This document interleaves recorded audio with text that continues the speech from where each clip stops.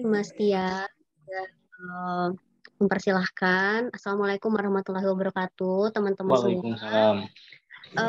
Terima kasih banyak 149 orang join di malam hari ini gitu ya. Dan saya pribadi mengucapkan terima kasih banyak juga sebesar-besarnya kepada Mas Tian gitu ya. Kemudian tim sudah membuka program luar biasa ini ya. Karena ini menurut saya bagus banget. Kita kadang nggak mudah untuk mendapatkan kelas free seperti ini, tapi ini berkala saya lihat ya per minggu dilakukan dan saya lihat juga konsisten ya jumlah pesertanya 150, 140 dan seterusnya. Mudah-mudahan tidak ada yang tersisa teman-teman pada malam hari ini ya, selain daripada nanti di akhirnya kita mendapatkan kebaikannya. Semoga teman-teman juga nanti ada manfaatnya. Tadi Mas Tian memperkenalkan saya sebetulnya tidak seheboh itu ya teman-teman. Saya juga di sini tentu setiap kelas yang saya isi saya akan selalu bilang ke teman-teman bahwa saya juga belajar dari teman-teman. Saya juga ingin dapat insight, saya juga ingin dapat masukan, feedback ya. Maka dari itu malam hari ini ketika nanti teman-teman dalam proses acara ini kalau ada pertanyaan silakan tanyakan apa saja yang ingin ditanyakan. Selama saya bisa jawab saya akan jawab. Kemudian juga kalau bisa open cam, karena siapa tahu nanti suatu hari kita akan ada di meja interview yang sama gitu ya, sehingga saya bisa tahu nih, oh ternyata Mas Rizky ini alumni ini nih gitu ya, alumni kelas dulu waktu di Pejuang BUMN. Ternyata misalnya Mbak Dian itu juga dulu peserta gitu ya, sehingga ketika nanti saya interview teman-teman jadi kenal semuanya. Itu kemudian tadi sempat di spoiler sama ya sempat di spoiler sama Mas Tian bahwa akan ada 3 tiket. Betul, jadi mudah-mudahan nanti insya Allah di akhir acara atau mungkin besok kali ya saya akan kasih nama-namanya ke Mas Tian untuk kita coba perdalam private class. Jadi saya akan cek CV teman-teman, kemudian barangkali juga nanti kita buat resume ya untuk teman-teman. So ketika teman-teman apply ke suatu tempat, itu teman-teman bisa ngekat bagian-bagian yang penting gitu ya. Karena kalau saya resumnya 4 lembar, tapi kalau misalnya ada acara tertentu, saya akan cut beberapa hal yang kira-kira nggak relate. Nah, gitu pun teman-teman sebetulnya. Nanti kalau misalnya teman-teman mau kerja, teman-teman rajin-rajin deh update CV teman-teman. Nggak apa-apa, 4 lembar, 5 lembar dulu. Nanti silahkan di-cut-cut. Kalau misalnya mau ke BUMN, ini nggak relate, tinggal di-cut gitu ya. Nah, terus juga nanti silakan teman-teman hubungi kalau misalnya mau ada konsultasi pribadi, silakan hubungi Telegram saya. Nanti saya kasih username-nya. Kalau misalnya saya available, saya pasti akan jawab gitu ya. Oke, kita malam hari ini saya dikasih amanah sama Mas Tian ini untuk menyampaikan tentang interview ya. Nah, next coba Mas Tian. Oke, nah tadi Mas Tian bilang bahwa Kak Povi saya bekerja di Jabar Digital Service. Sebetulnya apa sih Jabar Digital Service? Izin ya untuk saya menjelaskan sedikit barangkali nanti suatu hari teman-teman eh, ada yang tertarik untuk bisa terjun ke industri ini gitu ya. Siapa tahu sebagian nanti ke Mas Tian, sebagian nanti bisa join ke saya juga gitu ya. Itu kan kita nggak pernah tahu apa karir path-nya setiap orang gitu ya. Mungkin nanti ada yang sebagian ke BUMN atau di pemerintahan dan seterusnya. Jabar Digital Service ini adalah sebuah unit digital. Jadi isinya itu anak-anak muda, teman-teman. Jadi isinya anak-anak usia 23 tahun sampai maksimal 35 tahun. Jadi kita bersama-sama dengan sekitar 167 pemuda ya membantu Pak Gubernur Pak Ridwan Kamil itu membuat kebijakan. Kita bantu beliau membuat kebijakan di pemerintahan nggak hanya di level Jawa Barat tapi juga nasional gitu ya. Bagaimana pemerintahan ini bisa oke gitu ya melalui desain dan teknologi. Dan di Indonesia unit serupa itu ada 4. Ada Jabar Digital Service, ada Jakarta Smart City, teman-teman bisa lihat juga ya, itu bentukannya Pak Ahok, dan sekarang diteruskan Pak Anies. Pak Anies udah lengser, jadi diteruskan dengan PLT pimpinannya sekarang. Kemudian juga ada GovTech, GovTech-nya Nadiem yang main Twitter, mungkin pernah ngelihat hashtag yang lagi viral, tentang shadow organization. Nah, itu juga adalah bentukan yang seperti ini ya. Jadi Kemdikbud juga punya tim anak-anak muda yang membantu membuat kebijakan. Kemudian juga di Kemenkes ada yang namanya DTO, plus di Kota Semarang dan Kota Surabaya ya. Ada juga unit serupa meskipun belum sebesar JDS dan JSC. Nah, itu teman-teman. Jadi bagi teman-teman yang mau kayak Mas Tian ya, yang warawiri ke sana sini BUMN, silahkan kejar gitu ya. Tapi kalau misalnya teman-teman mau terlibat kontribusi untuk memperbaiki pemerintahan kita ya, duduk di forum yang sama dengan para eksekutif, pembuat kebijakan, kemudian kasih ide dan nggak tetap. Nah ini ya, ini bedanya saya dan Mas Tian ya. Kalau saya tuh nggak bisa dalam satu tempat. Jadi saya tuh pengennya tuh uh, kontrak aja gitu ya. Jadi nggak continue. Nah, kalau misalnya teman-teman tertarik silakan. Di JDS kita lagi buka senior product manager, lagi buka senior UX researcher, lagi buka project officer dan sebagainya. Silahkan dikepoin di website. Itu aja pengantar Jabar Digital Service gitu ya. Next. Terima kasih ya Mas Tian sudah membantu saya untuk share screen. Nah ini teman-teman, kalau kita lihat Mas Tian yang udah sukses gitu ya di BUMN, kita melihat nih back to history dia dapat di BUMN, itu beliau tuh linear banget tuh. Jadi di beberapa kelas beliau saya juga pernah ikut ya. Beliau selalu bilang bahwa dulu ketika di Tekkim, di teknik kimia, saya tuh udah mengafirmasikan bahwa saya masuk nanti suatu hari bisa masuk Pertamina. Saya bisa masuk Pertamina gitu ya. Karena line banget tuh. Jadi kayak linear gitu ya. Mimpi dia ketika kuliah sama ketika dia lulus kemudian sampai hari ini gitu ya, itu konsisten. Jadi linear, tapi tidak dengan saya gitu ya. Mungkin juga teman-teman nanti akan ada tipe Mas Tian, ada tipe saya nih. Kalau saya ini ya, apa yang saya pikirkan itu ya bakal linear gitu ya. Fisika dulu saya sempat ada di geofisika juga, saya di seismik semester 3 saya ambil semester atas, saya mau pelajari semuanya sampai di elektronika instrumentasi pun saya pelajari, Python dan segala macam. Itu saya pelajari karena saya dulu pengen juga di Pertamina, pengen nih di Pertamina gitu kan ya.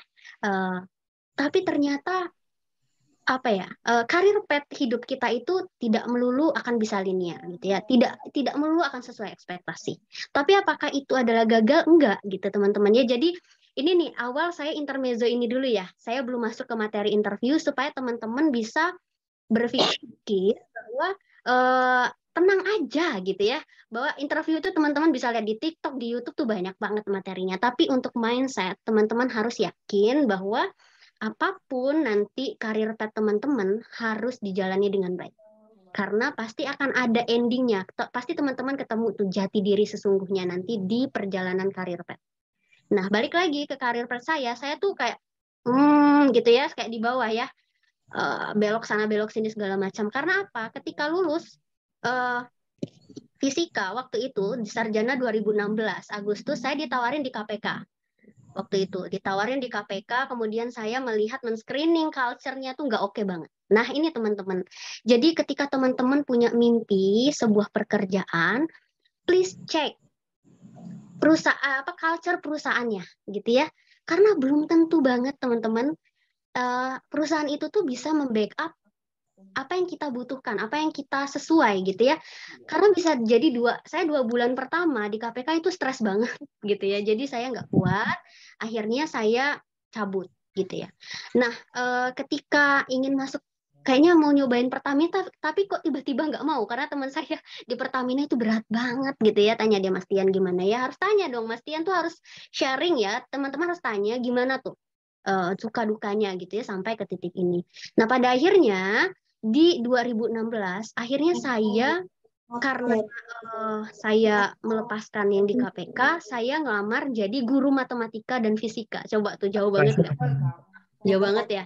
Jadi dari KPK saya ke Bandung, saya jadi guru matematika, fisika, kemudian di 6 bulan pertama saya diangkat menjadi wakil kepala sekolah waktu itu ya, SMK terbuka.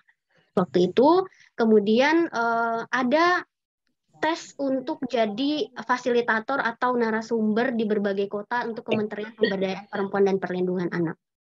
Nah, mulai dari Itulah karir jati diri saya, jati diri saya itu dimulai gitu. Oh ternyata saya memang benar-benar di area pemerintahan. So, nanti akan ditanyain sama HR sebetulnya. Untuk orang-orang yang berbeda jurusan dengan apa yang ingin kalian lamar. Kenapa kalian mau lamar di sini? Sedangkan jurusan kalian ini. Gimana cara jawabnya? Nanti kita akan belajar. Gitu ya. Oke. Next. Oh iya, teman-teman, nanti kalau misalnya karena kita online, ada banyak banget mungkin situasi di luar kendali kita. Kalau misalnya suara saya kurang jelas atau saya nanti nge-freeze gitu ya, silakan nanti dikontak saya di chat atau by phone gitu ya, supaya saya ngeh gitu. Nah, ini fakta-fakta interview gitu ya. Nah, saya coba mau tanya dulu nih sama teman-teman semua. Kalau misalnya teman-teman detik ini saya panggil interview ke kantor, yang teman-teman pikirkan interview itu apa sih? Gitu. Boleh dong 2 kata atau 1 kata di chat. Yang kalian pikirkan tentang interview itu apa sih? Boleh suasananya, boleh apapun. Oke, Proses silakan tanya Kalau jawab. teman-teman. menurut pendapat saya, ya menurut izin menjawab, Kak. Ya. Iya. Oke, tergantung situasi kondisinya sih. Kalau di interview kadang menegangkan, kadang gimana ya? Tergantung interviewernya sendiri sih. Untuk itunya mah apa? Masalah interviewnya mah. Tergantung si yang interviewnya. Oke. Ini ada sedikit bocoran nih, Kak Povi. Kalau yang di grup, yang di chat ini menegangkan.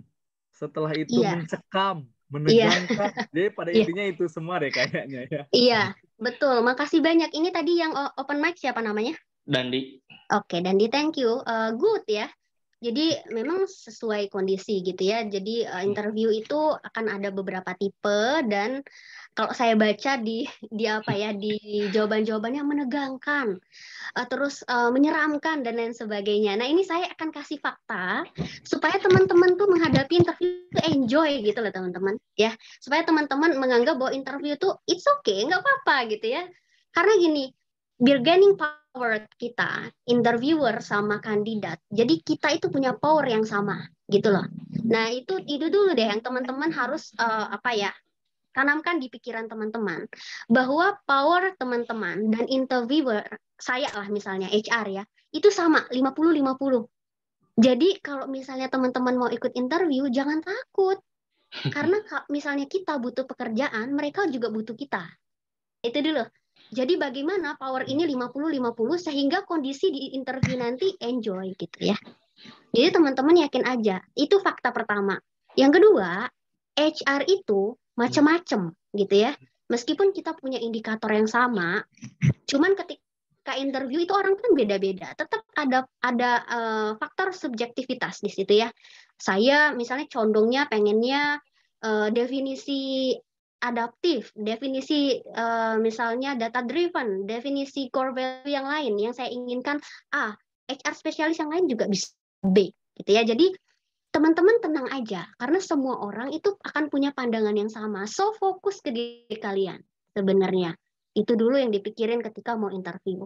Ya, jadi yang pertama kita itu punya power yang sama. Kita butuh kerja, mereka juga butuh kita. Itu tanamkan tuh perasaan kayak gitu ya. Supaya apa? Supaya self esteem, supaya rasa percaya diri kita tuh meningkat gitu. Aku layak kok, afirmasikan kayak gitu, aku layak loh di perusahaan ini gitu ya. Sehingga kita ketika masuk bahasa tubuh yang muncul, energi yang keluar di depan interviewer tuh enak gitu ya. Kita bukan kayak orang yang kayak butuh banget pekerjaan atau takut banget sama mereka gitu ya.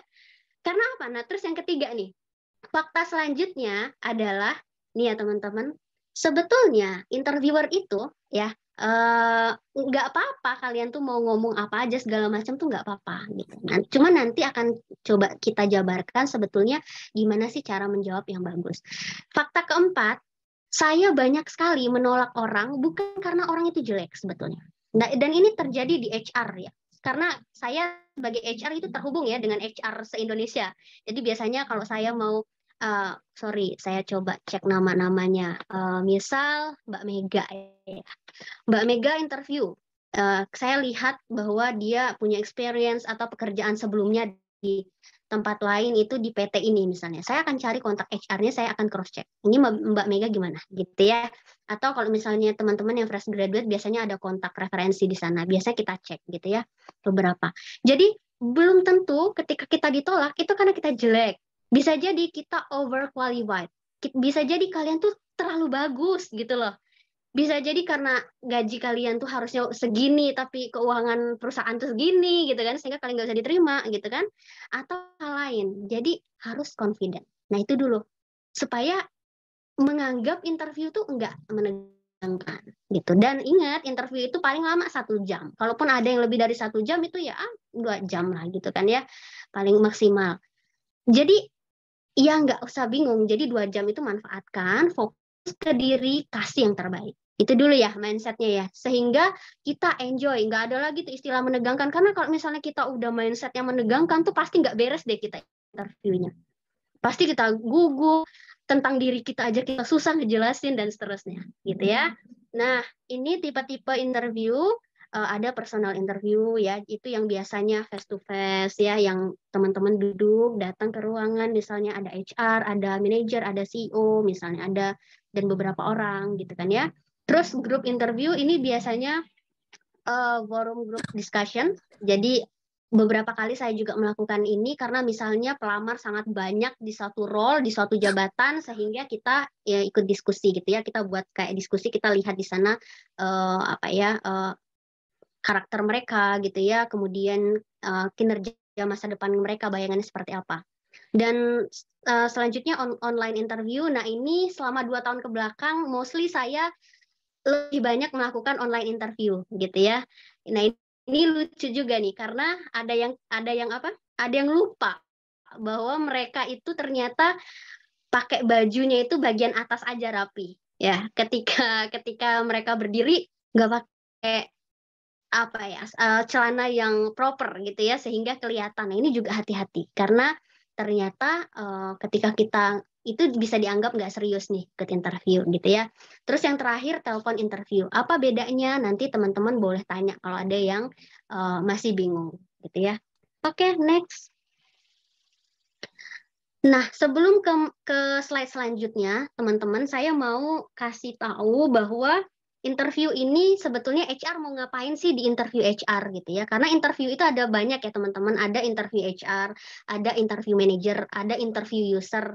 Nah, itu biasanya tergantung perusahaan masing-masing yang akan menentukan kebutuhannya mana. Cuman kalau saya based on experience di Jabar Digital Service, kita ada 2 interview, yaitu interview HR dan interview user gitu ya. Jadi ada interview HR untuk menggali profil, apakah teman-teman sesuai dengan budaya kerja di kantor kami gitu ya. Kemudian ada psikotes. Psikotes juga macam-macam. Ada yang Mas Tian jelasin di minggu lalu. Ada juga saya pakai tools instrumen Papi Caustic gitu ya. Ada juga beberapa instrumen lainnya yang saya gunakan. Semakin biasanya seseorang menempati role strategis, biasanya yang sifatnya manajerial, itu makin kompleks tes psikotesnya gitu ya, karena ada beberapa hal yang harus divalidasi. Itu kemudian untuk tahap-tahapnya saya tadi sudah katakan ya, bahwa ada interview HR, ada interview user, ada psikotes, baru nanti offering. Nah, untuk hal pertama yang perlu disiapkan ketika interview itu adalah teman-teman next harus kenal diri sendiri. Nah, sekarang nggak apa-apa kalau kita saling tanya jawab. Ada yang ngantuk? Boleh Kak, tanya jawab. Oke, kita tanya jawab teman-teman ya. Semi interview, nggak apa-apa ya. Jangan boleh takut. Kak, boleh. Coba boleh yang mau, ada yang mau untuk tes-tes sama saya? Boleh, saya Kak, Dandi. Boleh. Oke, Dandi silakan. Ini pertanyaan pertama. Dandi mana Dandi? Izin memperkenalkan diri, nama saya Dandi Permana. Saya mahasiswa Universitas Terbuka Bandung, semester 7, program studi manajemen. Pada saat ini, aktivitas saat ini saya mengikuti magang di salah satu bank BTPN Syariah Indonesia sebagai fasilitator. Oke, good Dandi. Dandi Bandung ya, di mana Dandi? Bandungnya dari Soreang. Oke. Oke, Dandi mau ngelamar di mana nih? Saya sih Misalnya. rencananya sih pengennya di instansi di BUMN kayak di Pertamina, Telkom, kayak di Pertamina, Oke. Telkom ya dan sebagainya. Oke. Dandi, ini kita interview ya pura-pura ya Dandi ya. Ya, baik Kak. Coba jelasin yang menarik di CV Dandi apa ya? Kebetulan saya pernah berpengalaman di beberapa perusahaan. Saya pernah berpengalaman di PT Federal International Finance sebagai marketing kredit eksekutif. Terus dari tahun 2021 saya pernah bekerja di PT Akur Pratama di Jogja, penempatan Jogja Bojong Soang sebagai sales promotion boy. Nah, terus untuk ininya apa Kak? Untuk dari sebelumnya sebentar. Oke, thank you Dandi. Terima kasih banyak sudah bersedia ya. Nah ini pertama teman-teman, terima kasih Dandi sudah bagus banget. Ketika teman-teman masuk ke ruang interview, first impression yang harus teman-teman bawa itu adalah bahasa tubuh. Ya, bahasa tubuh, cara berpakaian gitu ya, itu harus profesional. Kemudian bahasa tubuh jangan menunduk, jangan terlihat kaku, jangan terlihat gugup, harus netral, normal gitu ya. Bagaimana menjadi normal tadi atau netral tadi sudah saya jelaskan di awal gitu ya. Teman-teman harus punya bargaining power, punya mindset yang baik tentang interview gitu ya. Terus yang kedua adalah impression selanjutnya adalah bagaimana teman-teman memperkenalkan diri, gitu ya. Kalau misalnya teman-teman sudah submit CV, biasanya kami para HR nggak akan bilang silakan perkenalkan diri Anda, gitu. Kalau misalnya CV kalian nggak jelas, biasanya saya tanya seperti itu. Tapi kalau misalnya CV kalian udah jelas, saya akan tanya apa yang menarik di CV kalian, apa yang belum ada di sini sehingga saya yakin untuk merekrut kalian, meng-hire kalian atau menerima kalian, gitu ya. Nah, yang pertama, teman-teman, kuasai di luar kepala isi CV kalian sendiri, gitu ya. Jadi tips lancar interview atau menjawab pertanyaan interviewer itu adalah kita menguasai materi. Nah, materi pertama yang harus kita kuasai betul-betul itu adalah tentang diri kita sendiri, gitu ya. Jadi profil kalian apa itu nggak boleh lagi Masa kita memperkenalkan diri kita masih misalnya gitu kan ya. Jadi profil kalian harus kuasai. Experience kalian, pengalaman kalian harus kuasai gitu ya. Gimana dong Kak Povi kalau misalnya nggak punya pengalaman kerja karena kami fresh graduate? Nggak apa-apa, it's okay gitu. Teman-teman bisa ceritakan apa yang teman-teman lakukan di perkuliahan gitu ya. Misalnya teman-teman jadi asisten dosen atau teman-teman ikut organisasi gitu ya. Dan nggak usah meng-highlight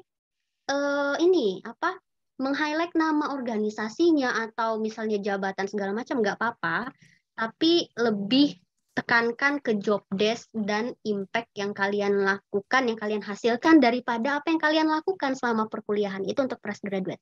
Tapi untuk yang sudah berpengalaman, silakan ceritakan apa yang kalian lakukan yang bahkan nggak orang bisa cerna di CV, misalnya gitu.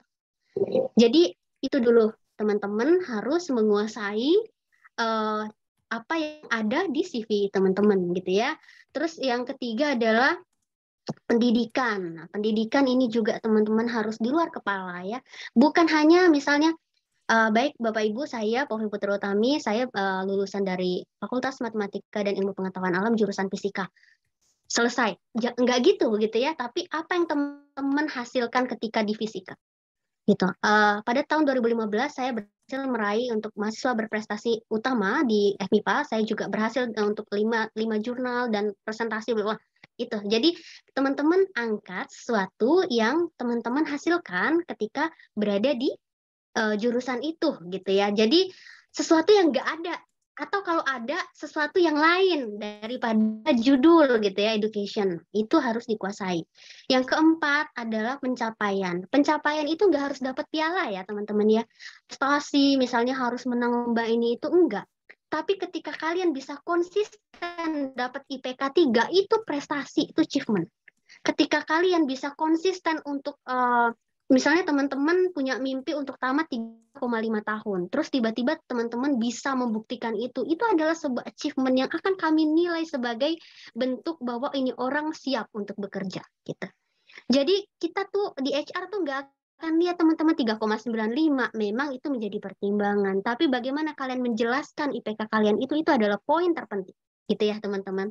Terus adalah skill dan kekurangan. Bagaimana teman-teman menjelaskan kompetensi teman-teman, kelebihan teman-teman, kelemahan teman-teman, gitu ya.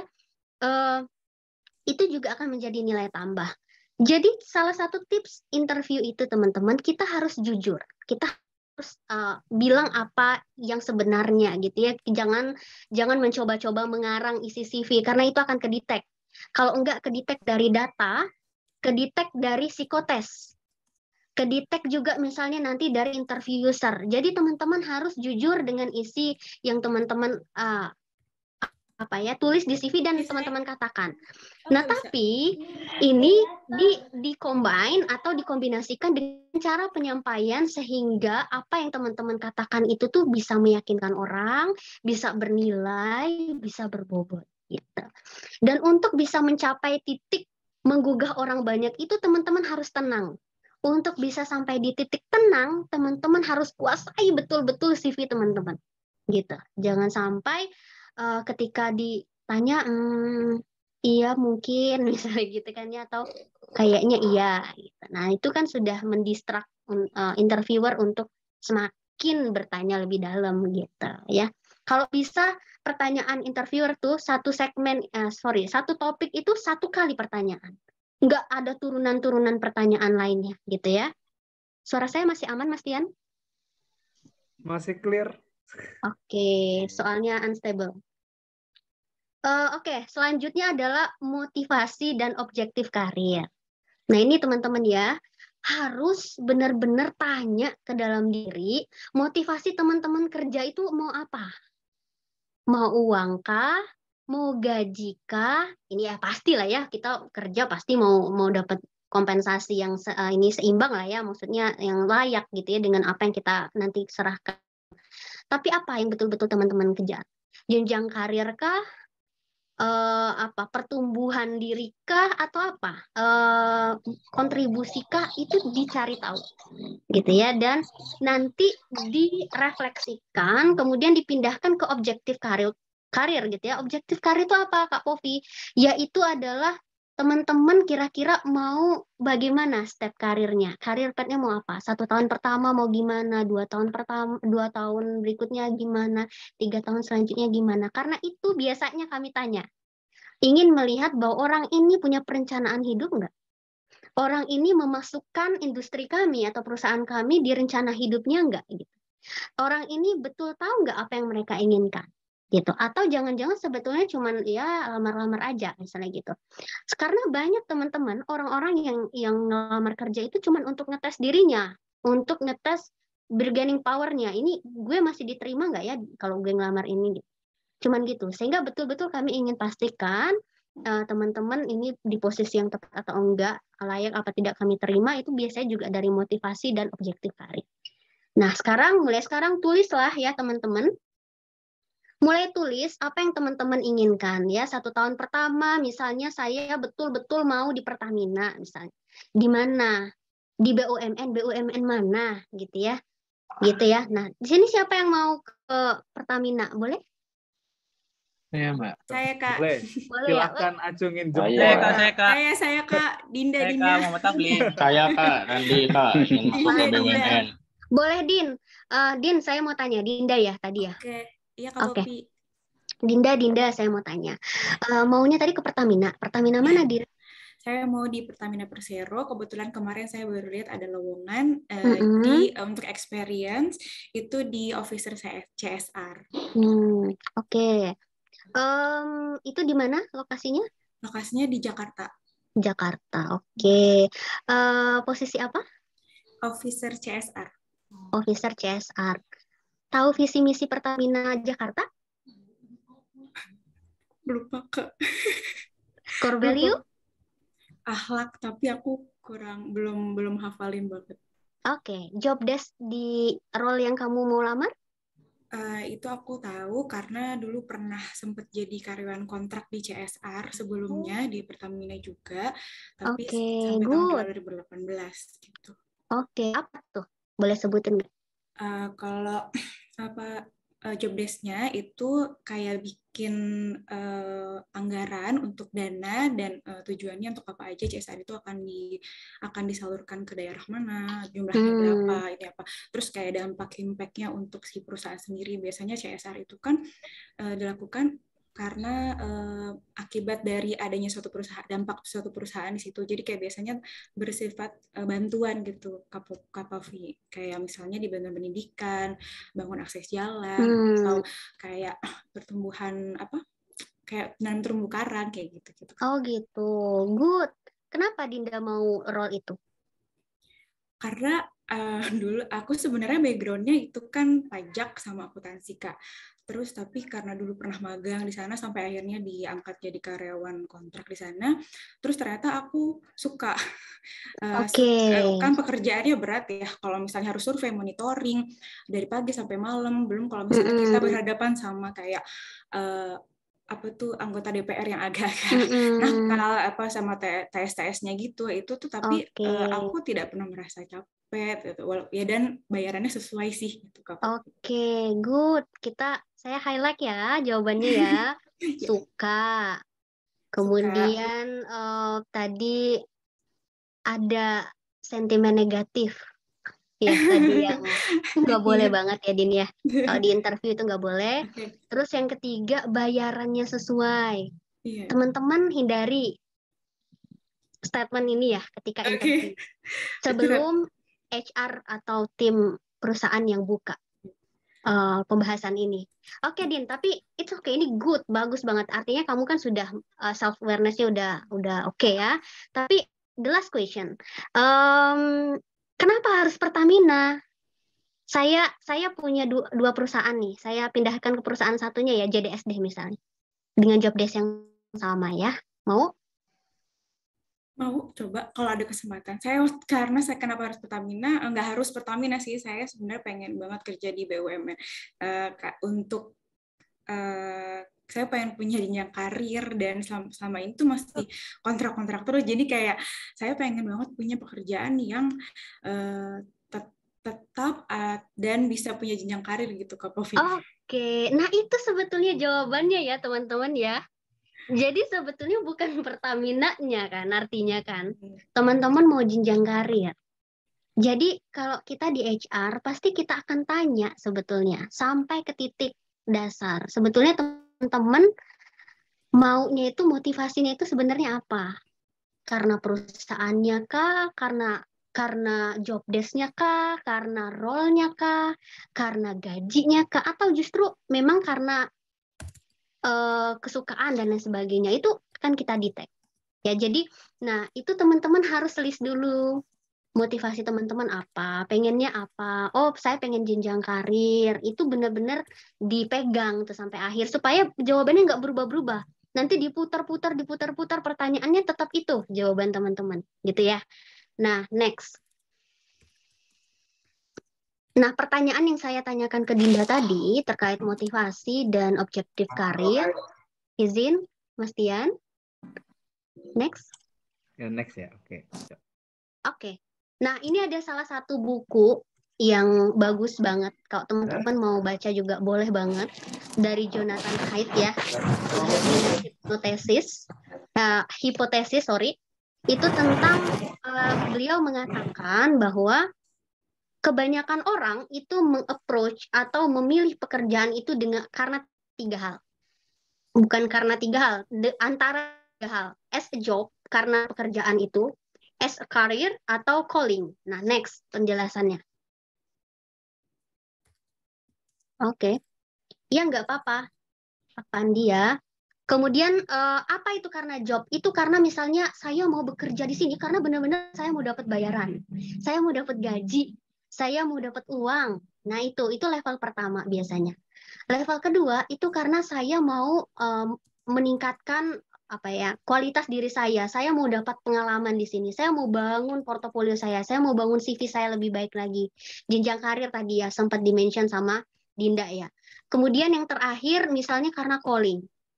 Karena saya tahu dengan saya masuk ke sini akan ada dampak untuk orang lain, untuk masyarakat, untuk negeri gitu ya, untuk bisa saya lakukan, saya menjadi part of perusahaan ini sehingga ada dampak. Itu kalian coba di breakdown dulu deh teman-teman, ditulis dulu, di list dulu kira-kira teman-teman yang mana gitu ya. Kalau di Jabar Digital Service kita akan cari di level 3, calling.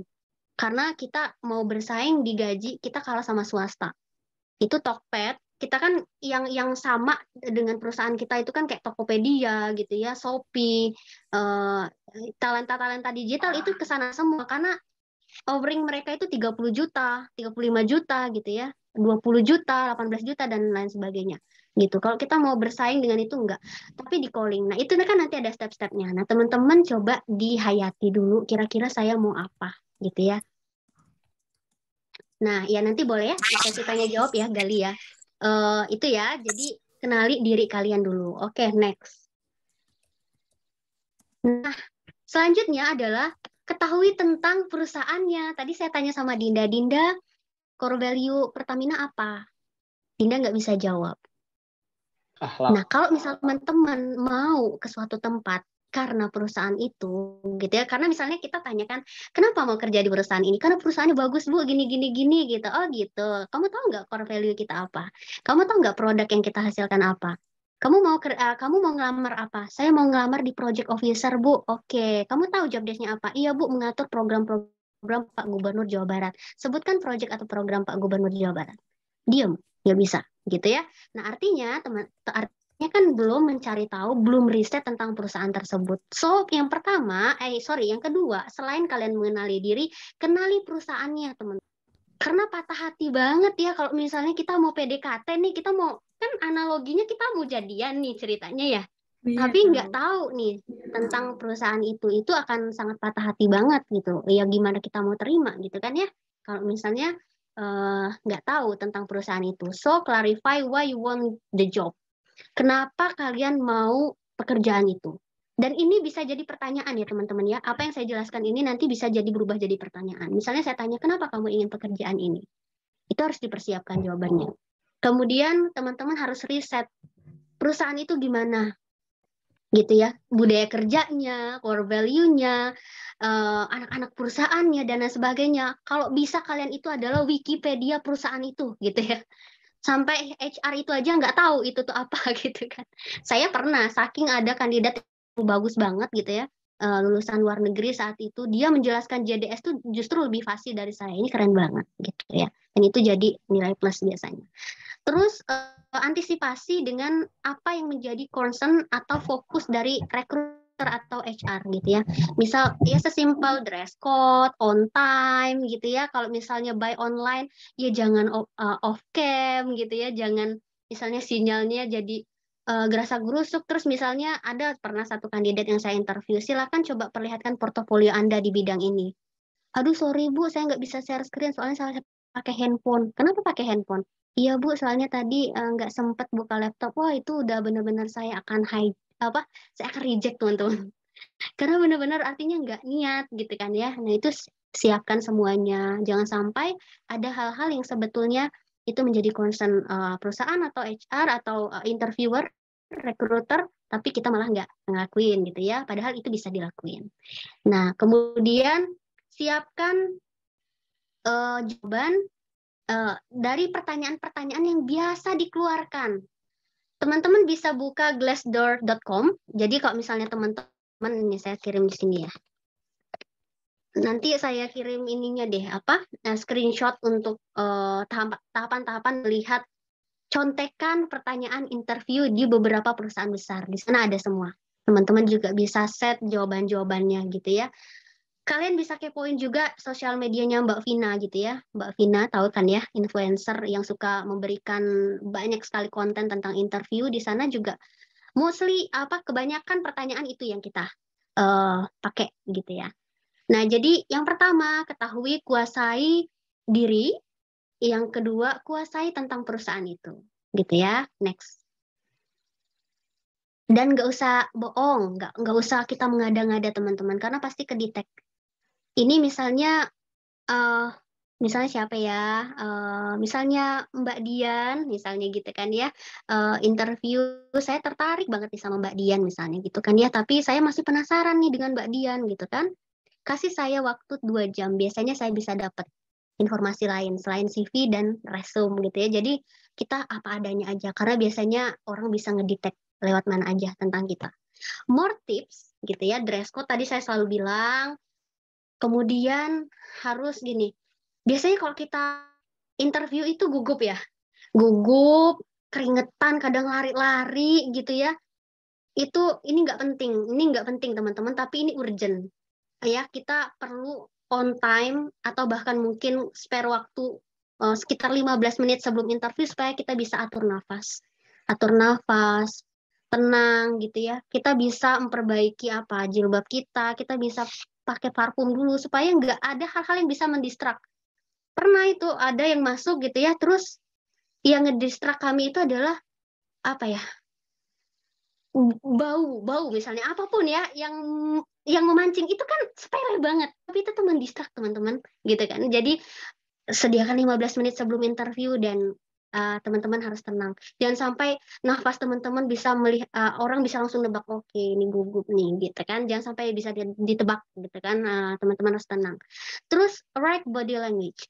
Teman-teman bahasa tubuhnya harus enak gitu ya, tenang aja gitu. Karena kalau misalnya tenang enak nanti yang keluar juga biasanya adanya gitu ya, natural. Terus on time ini penting banget teman-teman dimanapun gitu ya. Jadi jangan sampai orang menunggu kita. Kalau memang ada sesuatu yang fatal banget ya apa boleh buat. Cuman kalau bisa kita upayakan itu harus on time. Percaya diri tapi juga tidak narsistik gitu ya. Tidak merasa bahwa paling oke juga gitu kan ya. Kadang kan ada ya. Ini saya sering banget kalau misalnya anak-anak lulusan luar negeri S2 gitu ya, dia merasa bahwa dia punya experience yang bagus, terus apa ya menjelaskan diri tuh gitu ya. Nah itu kan juga menjadi penilaian attitude gitu ya, tidak nas dan tidak sombong juga. Jadi kita confident, kita mengatakan apa yang harus kita katakan, tapi juga tidak sombong dan tidak narsis. Ya teman-teman tahu lah ya gimana ya nanti diukur dengan diri masing-masing. Katakan yang sejujurnya, katakan yang benar gitu ya, dan senyum. Karena kita ketika masuk akan menebarkan energi gitu ya. Orang akan ngedetect ini orang energinya positif atau negatif ya gitu ya. Jadi senyum, usahakan mindsetnya oke ini interview oke ya menyenangkan gitu ya, diafirmasikan. Oke, next.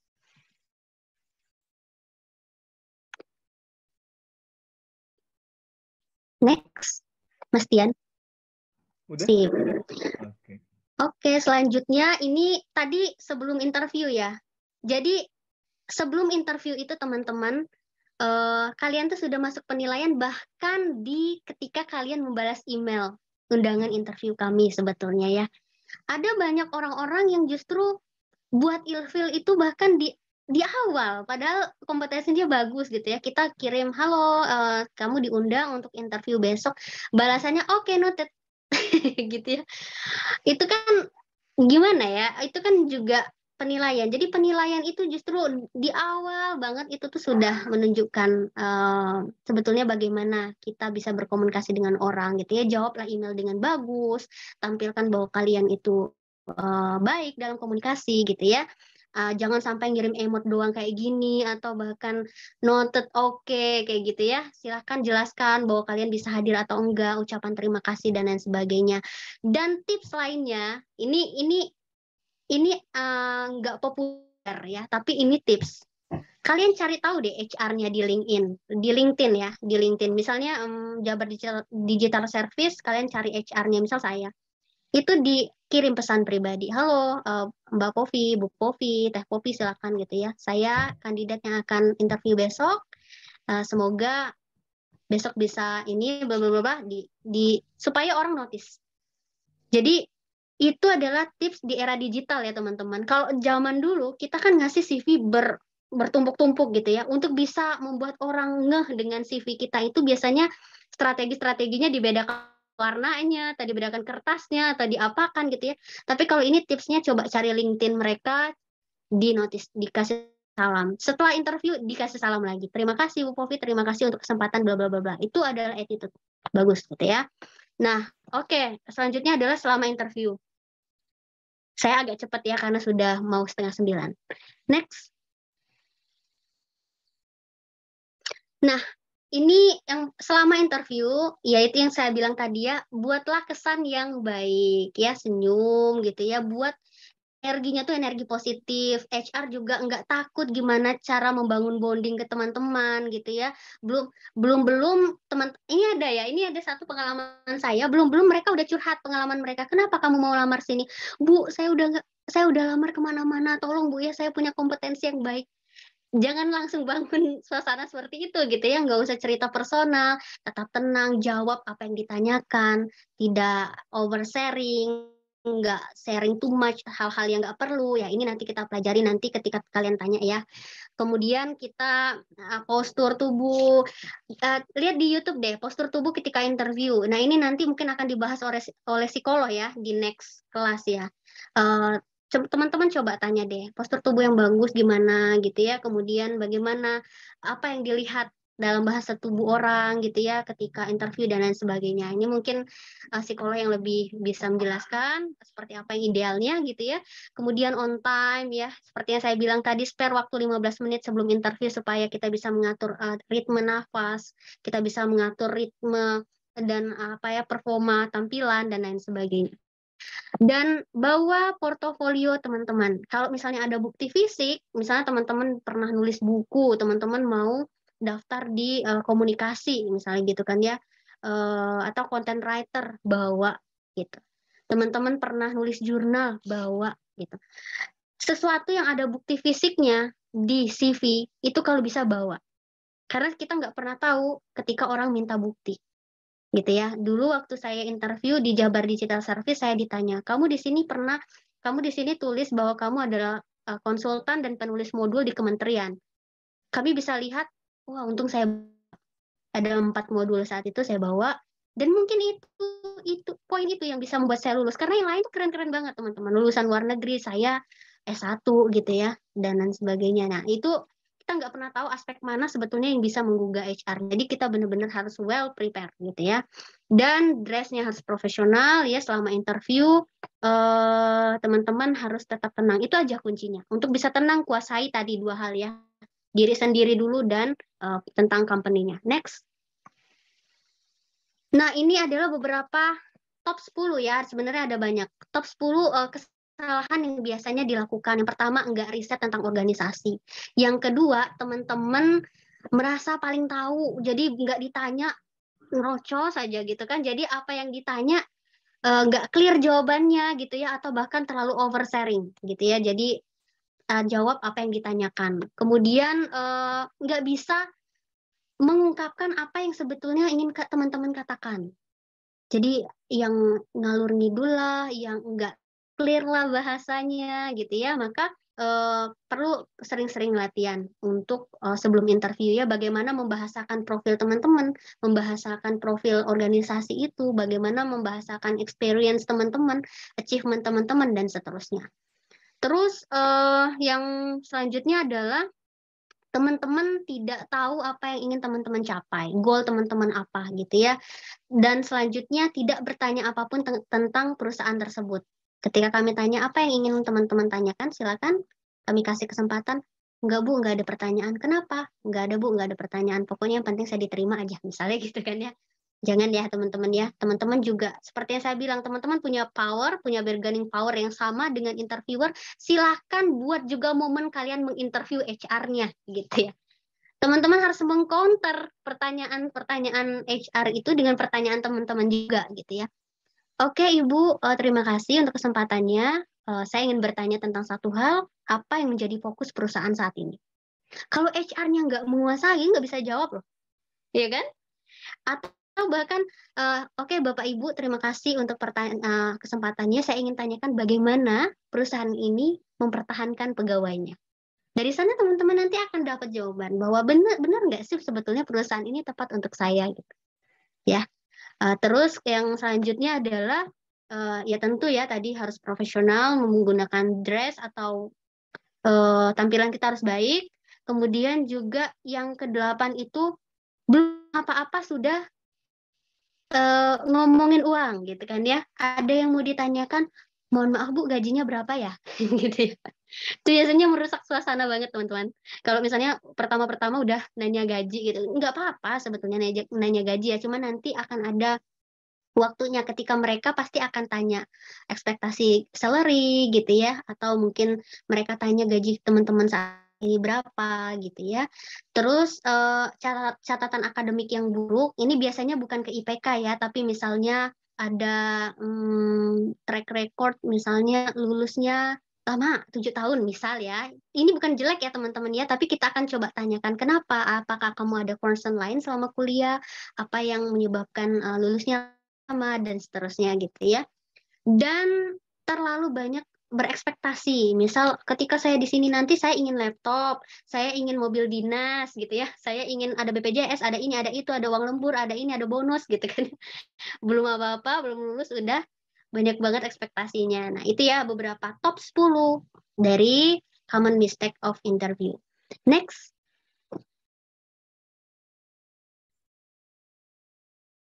Nah, ini beberapa pertanyaan yang sering dijawab. Ini saya ada 23 pertanyaan yang sering dibahas, yang sering saya tanyakan. Nanti saya coba kirim daftarnya ke Mas Tian ya, nanti di-share ke grup teman-teman ya. Yang pertama adalah bagaimana atau di mana atau seperti apa kamu melihat diri kamu 5 tahun ke depan. Nah, ini biasanya tentang objektif karir. Bagaimana teman-teman menjawabnya? Jawablah mulai dari concern teman-teman untuk bisa berada di perusahaan itu. Di 1 sampai 2 tahun pertama, saya ingin sekali mendalami pekerjaan yang saya lamar, saya ingin sekali mendalami role atau job desk yang akan saya lakukan pada industri ini gitu ya. Di tahun ketiga saya ingin dapat amanah yang lebih besar, misalnya menjadi lead gitu ya. Itu harus jelas teman-teman inginnya apa.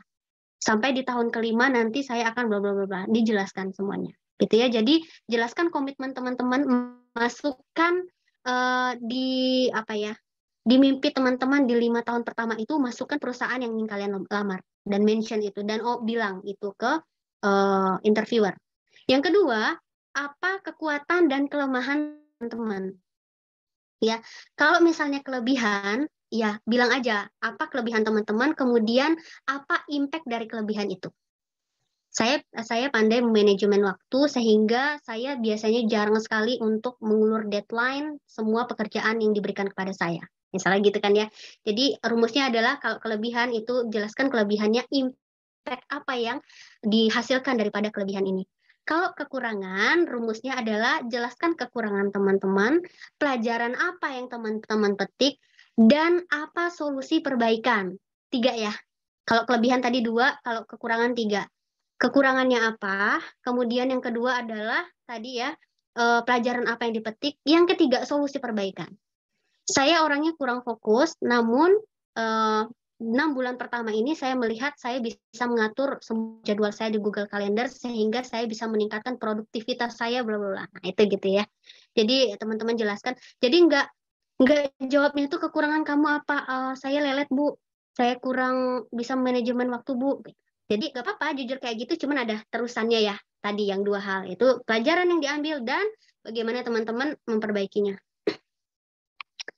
Oke, selanjutnya biasanya tentang gaji ya. Gaji ini biasanya kalau yang saya tanya, saya jarang tanya berapa gajimu saat ini, enggak ya. Biasanya itu kan rahasia.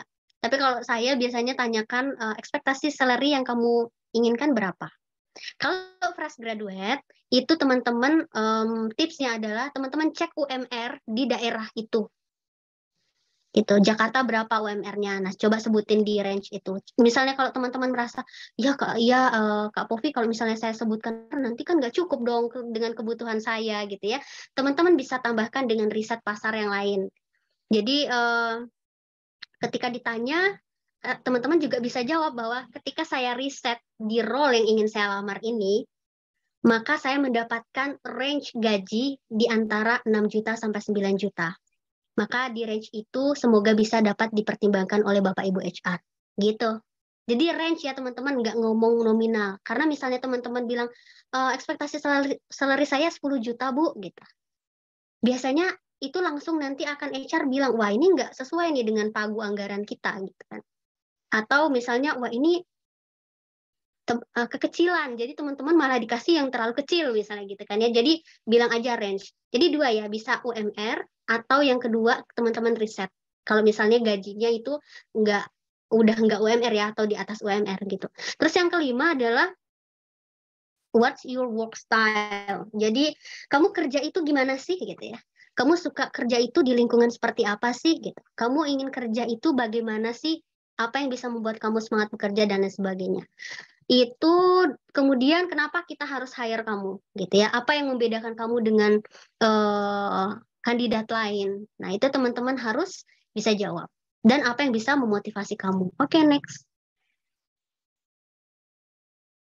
Nah ini ya terakhir, manfaatkan sosial media untuk kebaikan ya, bukan kebaikan ya, atau menunjang apa yang kalian sukai, sehingga ketika teman-teman HR atau teman-teman recruiter nanti mengecek ke Instagram, ke Facebook teman-teman, ke TikTok teman-teman gitu ya, itu semakin yakin bahwa teman-teman memang passion di bidang yang teman-teman lamar, sehingga kami merasa wah ini teman-teman memang keren banget nih kalau kita pilih gitu ya, karena udah kelihatan nih dari sosial medianya juga align gitu ya. Oke, next. Nah, ini kata-kata terakhir, quotes penutup ya sebelum kita tanya jawab.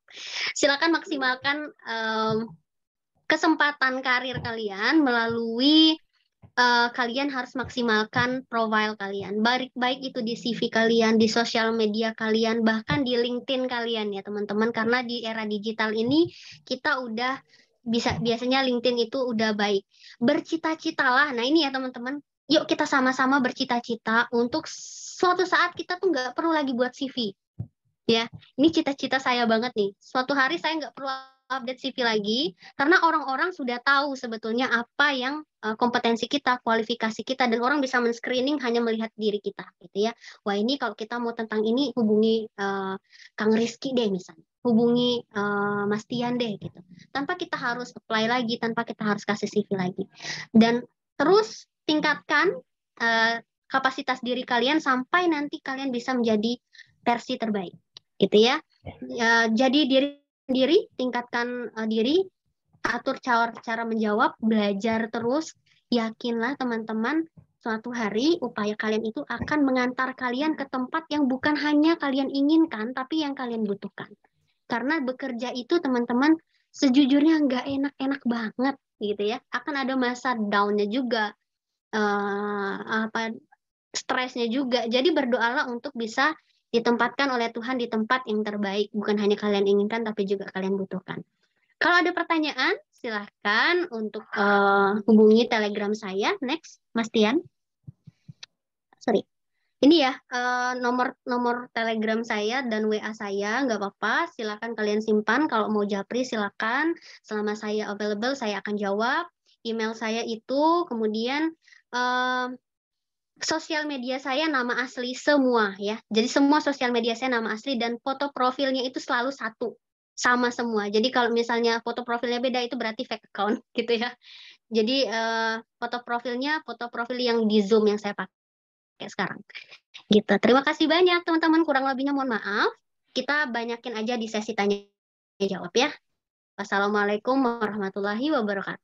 Waalaikumsalam warahmatullahi wabarakatuh. Terima kasih ya Kak Popi atas penjelasannya, di detail banget ya. Nanti kita akan banyak membahas. Langsung aja nih kita ke bagian tanya jawab. Bagi kalian yang punya pertanyaan, silahkan tuliskan di kolom komentar atau bisa raise hand seperti itu ya. Nanti saya akan baca seperti itu. Mungkin untuk yang pertama nih ada pertanyaan pertama nih Kak Popi, ini dari Rizkiawan Fandi ya. Nanti baru ke yang lain, silakan kalau yang mau bertanya. Oh iya, boleh. Terima kasih. Oh, saya dulu apa? Siapa dulu? Rizky dulu, boleh. Oke. Terima kasih Bang Tian atas kesempatannya. Terima kasih juga Kak Povi sudah menjelaskan tentang tentang interview. Jadi kayak saya jadi lebih tahu gitulah tentang interview. Nah, saya pengen tanya beberapa hal sih, Kak. Yang pertama itu, kan tadi kan Kak Povi cerita tentang career path Kak Povi ya. Jadi kayak dari sini terus habis itu ke sana gitu. Nah itu saya tuh bingung Kak, cara kita itu bisa menemukan jati diri itu gimana Kak? Terutama untuk jurusan yang dia itu versatile gitu Kak. Jadi kayak contohnya itu kayak teknik kimia, dia kan bisa kemana-mana. Atau enggak teknik mesin, dia itu kan bisa jadi di oil dan migas, atau di perusahaan manufaktur, atau di perusahaan tambang. Nah itu cara nentuin kita itu pengen di mana itu bagaimana Kak? Itu yang pertama. Yang kedua itu eh, kan kalau di job di setelah interview itu kan ada interview user sama interview HR. Nah itu biasanya di interview user itu dilihat apanya ya Kak? Perbedaannya sama interview HR. Terus sama yang ketiga itu tentang ini Kak, FGD sama LGD Kak. Itu tipsnya itu bagaimana Kak? Soalnya saya pernah baca itu katanya kalau di focus group discussion itu kita nggak boleh mendominasi atau gimana gitu Kak. Terima kasih Kak. Oke, terima kasih ya, Fandi ya. Oke, Iya Mas. Kak Popi, ini ada 3 pertanyaan dari basically saya untuk reply kembali ya. Pertanyaan dari Andi yang pertama, untuk jurusan yang biasanya bisa masuk kemana aja, bagaimana kita tahu kita mau ambil posisi mana? Itu dulu yang pertama. Mungkin bisa dijawab dulu. Oke, terima kasih Rizky. Untuk yang pertama itu, gimana kita mau nentuin? Sebetulnya yang pertama cek passionnya Rizky kemana, gitu ya. Karena sebetulnya Rizky kan tentu lebih tahu diri Rizky mau kemana nih, gitu ya. Itu dulu. Minatnya kemana, gitu ya. Yang kedua, cek kompetensi yang Rizky punya dengan kompetensi atau kualifikasi di role yang ingin Rizky lamar. Misalnya di mana? Contoh role-nya apa? Jabatannya apa? Contohnya Rizky. Jujur, kan background saya itu kan teknik metalurgi ya Kak. Jadi teknik metalurgi kan dia itu proses engineer, tapi proses engineer-nya di dunia pertambangan. Nah, saya Ya, bingung antara jadi metalurgis gitu, kan saat ini kan pertambangan itu kan hilirisasi kan. Nah, itu kan sangat maju-majunya gitu kan. Atau kalau enggak jadi corrosion engineer di bagian oil dan gas. Itu sih Kak. Saya masih bingung antara dua itu sih Kak. Oke. Nah, coba cari di website-website perusahaan-perusahaan yang buka lowongan itu, kemudian cek job desk-nya, cek kualifikasinya, cek kompetensi yang dibutuhkan dalam role itu, gitu ya. Karena saya tidak familiar dengan role yang disebutkan oleh Rizky, karena metalurgi ya, saya coba analogikan ke saya deh, gitu ya. Ada lowongan misalnya HR specialist dengan organization development misalnya gitu ya, ada 2 nih, saya tertarik nih dengan 2 ini gitu ya, karena saya punya passion di bidang pemerintahan dan dua-dua ini biasanya di role strategis. Tapi saya lihat HR ini harus punya kemampuan untuk melakukan psikotes atau mengolah alat ukur psikologi misalnya. Terus yang kedua di HR ini harus punya kemampuan untuk bisa menginterview, membuat job evaluation, membuat ini itu. Saya akan ukur ke diri saya, kompetensi saya nyampe nggak ke sini, gitu ya. Sedangkan yang kedua, misalnya di organization development, ini misalnya kompetensi yang dibutuhkan adalah berkomunikasi dengan stakeholders, negosiasi dengan stakeholders misalnya gitu kan ya. Kemudian yang kedua adalah menyusun perencanaan budgeting misalnya untuk organisasi. Yang ketiga menganalisis ini dan itu. Saya akan compare. Kira-kira dari 2 kualifikasi dan kompetensi yang dibutuhkan di 2 role ini, kira-kira yang saya mampu yang mana? Gitu. Itu dulu, Reski. Saya dulu kenapa dari guru loncat ke HR itu nggak semata-mata langsung ke HR. Saya guru di JDS pertama kali, posisi yang saya diterima itu adalah training officer dan project officer. Karena apa? Karena saya di guru itu mengelola sumber daya manusia. Kemudian saya juga terbiasa mengurus kurikulum, budgeting dan segala macam gitu ya. Dan saya sudah bisa menghasilkan silabus itu sampai ke Kemendikbud misalnya gitu, diterima. Akhirnya masuklah. Nah, itu dulu. Jadi teman-teman mending kita cek dulu deh kompetensi dan kualifikasi kita daripada kita stres ketika masuk gitu. Contoh data analis. Data analis itu butuh R, butuh Python, butuh lain-lain segala macam ya, bahasa pemrograman dan lain sebagainya. Cek teman-teman punya nggak kompetensi ini, gitu ya. Misalnya teman-teman confident dengan ini, silahkan pilih. Itu ya 2 hal ya, Rizky. Semoga menjawab. Oke. Jadi bisa dikatakan, Rizky, kalau ada 2 hal yang memang kamu tertarik, kamu lihat kriterianya, kamu cerminkan ke diri kamu. Di antara kedua itu, lebih kemana diri kamu, nanti pasti akan dapat jawabannya gitu ya. Yang kedua nih, Kak Poppy, pertanyaannya, apa sih beda interview user dengan interview HR? Gitu ya. Oke, terima kasih. Untuk interview HR itu biasanya kita akan cek teman-teman sesuai nggak dengan budaya kerja organisasi kita. Teman-teman cocok nggak dengan core value kita. Teman-teman kira-kira kalau misalnya masuk sesuai nggak dengan persona talent employee yang kita butuhkan gitu ya. Dengan profil karyawan yang kita butuhkan. Sesuai nggak kerja di tempat kita. Contoh, di JDS. Di JDS itu teman-teman, kalau misalnya Pak Gubernur bilang, halo teman-teman, saya minta aplikasi selesai dalam 3 hari. Otomatis harus lembur kan ya? Sedangkan di JDS lembur tuh nggak dibayar. Nah, makanya kami harus ngecek teman-teman yang daftar ke JDS kira-kira cocok nggak dengan culture itu, gitu. Makanya kita perlu ada interview HR dan psikotes, ya, untuk mengecek resilience atau ketahanan teman-teman. Bisa nggak teman-teman ditempatkan di posisi ini. Tapi kalau user itu technical. Jadi misalnya kalau teknik informatika, melamar di posisi back-end engineer, itu teman-teman akan dites tentang bahasa pemrograman gitu ya. Kalau misalnya teman-teman di posisi data analis, teman-teman akan dicek Python-nya. Kalau Kang Rizky di metalurgi akan dicek tadi apa aja Kang Rizky, biasanya tools-tools yang digunakan ada praktikum kan ya? Ada Kak, Ada praktikum ya? batubara, ya gitu. Ya, ada alat-alat yang digunakan kan ya? Ada Kak. Nah, biasanya yang dites itu, kamu paham nggak menggunakan alat-alatnya gitu ya. Dan biasanya di kualifikasi itu ada. Di kualifikasi posisi itu selalu ada, selalu disebutkan kalian itu harus paham apa-apa aja. Nah, coba cek kira-kira kalian udah menguasai itu nggak, dan biasanya itu yang akan dites di user. Gitu. Oke, siap. Terima kasih Kak Poppy. Kalau sepengalaman saya ya, Rizky ya, user itu yang akan menginterview adalah supervisor ataupun manajer dari posisi Ya. itu. Jadi yang pertanyaannya langsung menuju ke knowledge kalian. Misal kalau metalurgi, yang bertanya adalah manajer metalurgi atau manajer equipment, kayak gitu ya. Itu challenge-nya. Yang ketiga nih Kak Poppy, apa beda FGD dan LGD? Kalau FGD itu umum, kalau LGD itu untuk leadership, biasanya untuk posisi manajerial yang kita butuh posisi-posisi yang butuh kualifikasi leadership gitu ya. Itu aja sih. Tipsnya Oke. apa? Nggak ada tips yang signifikan sih. Semuanya teman-teman nggak usah mendominasi, ya nggak usah kayak gitu juga. Karena gini, kalau misalnya saya butuh seorang product manager, teman-teman harus mendominasi karena teman-teman leader, gitu ya. Lihat aja posisi teman-teman di mana, di strategis apa di operasional. Kalau operasional ya udah kita atur, berarti kita harus agak-agak manut nih gitu kan ya. Kalau misalnya di leadership ya teman-teman nggak apa-apa mendominasi juga, gitu ya. Kalau mau detail nanti kita coba next ya. Next diskusi di Japri ya, Rizky ya. Iya, siapa tahu nanti mendapat tiket yang khususnya ya. Nanti Iya baru dong. bisa langsung eksekusi interview langsung dari awal sampai akhir sama Kak Poppy. Oke. Betul. Untuk berikutnya, terima kasih ya Rizky ya atas pertanyaannya. Ya, terima kasih juga Kak. Ya, semoga nanti itu bisa jadi pembelajaran semuanya pertanyaan. Nah, ini pertanyaan kedua aku ambil dari chat dulu nih Kak Poppy, dan ini memang benar-benar aku suka. Tadi ada pertanyaan dari iPhone nih. Sebentar aku buka dulu iPhone, tadi mana ya? iPhone.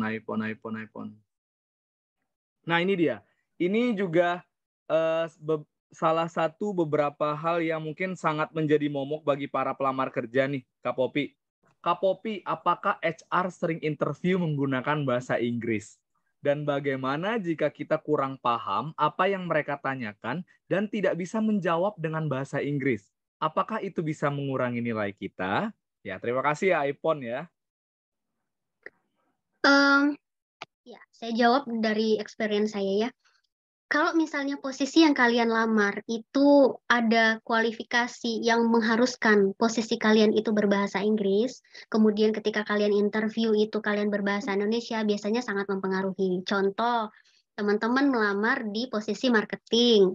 Marketing di mana perusahaannya perusahaan internasional, di mana marketing ini tentu akan berkomunikasi dengan orang lain, dengan stakeholders gitu ya, kemudian dengan partner dan lain sebagainya. Atau teman-teman di project manager atau program manager, itu kan pasti teman-teman akan berkomunikasi dengan lintas dinas, lintas perusahaan, dan seterusnya. Nah, teman-teman cek, kira-kira bahasa Inggris itu di-mention nggak menjadi kualifikasi wajib? Kalau misalnya di-mention jadi kualifikasi wajib, itu biasanya sangat mempengaruhi. Tapi kalau misalnya enggak, teman-teman bisa bilang aja bahwa sorry, mohon maaf, izin saya untuk menjawab dalam bahasa Indonesia pada interview kali ini agar apa yang saya sampaikan dapat lebih jelas dan sampai tepat sasaran pada Bapak Ibu. Gitu ya.